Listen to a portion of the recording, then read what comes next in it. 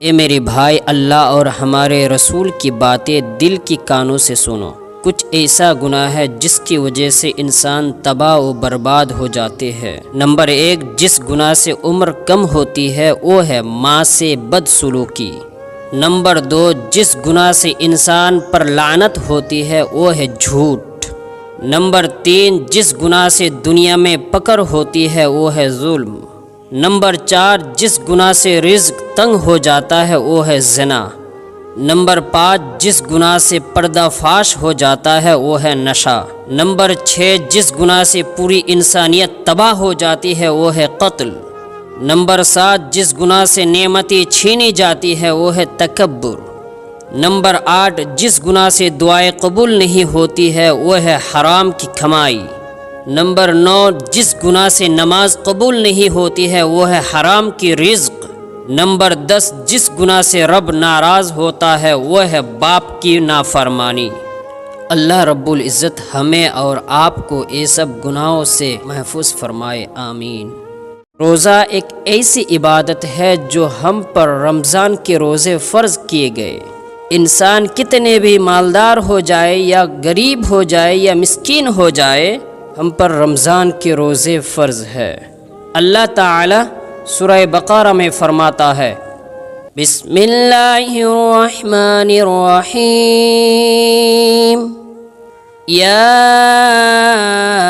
ایہا الذین آمنوا کتب علیکم الصیام کما کتب علی الذین من قبلکم لعلکم تتقون۔ اے ایمان والو، تم پر روزے فرض کیے گئے ہیں جس طرح تم سے پہلے لوگوں پر فرض کیے گئے تھے تاکہ تم پرہیزگار بنو۔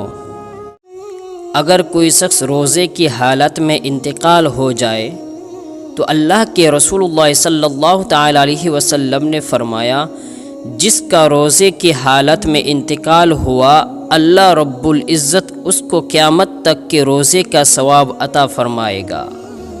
روزے دار کے لیے دو خوشی کی بات ہے۔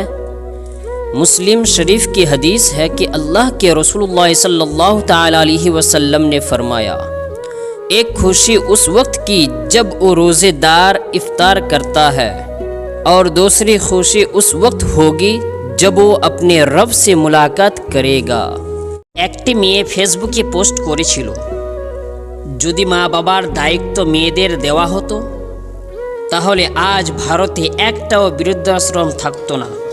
সেই মেয়েটিকে আমি বলতে চাই, যদি প্রত্যেকটা মেয়ে তার শ্বশুর শাশুড়িকে মা বাবার মর্যাদা দেয় তাহলে শুধু ভারতে কেন গোটা পৃথিবীতে কোনো বৃদ্ধাশ্রম থাকবে না। কথা বলেন ঠিক কি না? আমার কথাগুলো মনে রাখবেন। কারো যোগ্যতার বেশি তাকে ভালোবাসা দেবেন না। যার যতটুকু প্রাপ্য ঠিক ততটুকুই তাকে দিন। বেশি দিলেই সে আপনাকে মূল্যহীন ভাবতে শুরু করবে আর আপনার অবমূল্যায়ন করবে। এই কারণেই ডক্টর আবুল কালাম আজাদ বলে গেছেন, যার যোগ্যতা যত কম তার অহংকার তত বেশি। মানুষের অহংকার করে কোনো লাভ নাই। একদিন আপনি আমি ছিলাম না দুনিয়ার বুকে, আবার একদিন দুনিয়ার বুক থেকে বিদায় নিয়ে নিব আর মাটির সঙ্গে মিশে যাব, তাহলে অহংকার করে লাভটা কি আমাদের? মন থেকে যদি আপনি অহংকারটাকে নষ্ট করতে চান তাহলে আপনাকে একটি কাজ করতে হবে, যে আপনার থেকে গরিব দরিদ্র তাকে আপনি সালাম করুন। অবশ্যই একদিন আপনার অহংকারটা মিটে যাবে।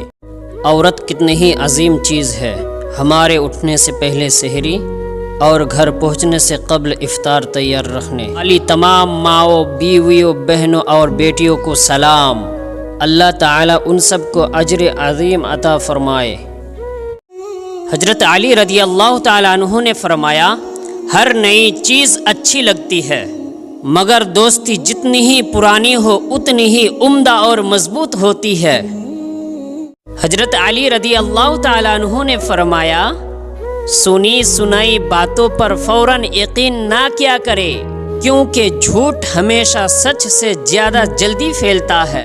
मौलाना रूमी फरमाते हैं, हर वक्त अपना तन और मन साफ रखो, क्या खबर कब अपने रब से मुलाकात हो जाए।